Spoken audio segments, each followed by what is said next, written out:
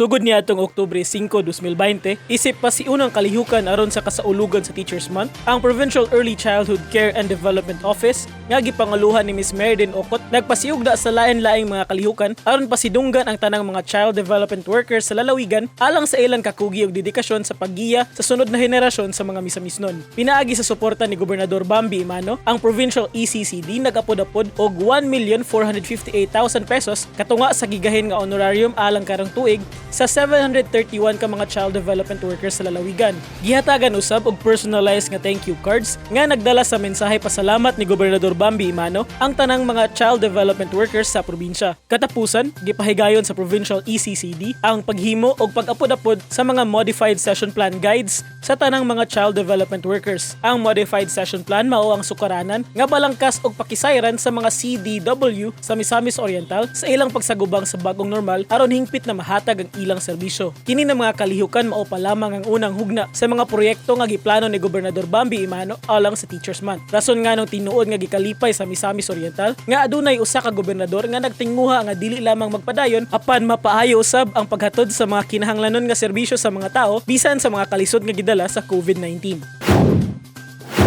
Kini na mga kalihukan mao pa lamang ang unang hugna sa mga giplano ni Gobernador Bambi Emano alang sa Teachers Month. Ug aduna pa mga mosunod na kalihukan nga giandam ang Provincial ECCD pinangunahan ni Ms.Maryden Ocot aron nga malampuson nga mapatuman ang hanay og planado nga edukasyon sa mga Misamisnon ni ining pag-atubang sa bag-ong normal.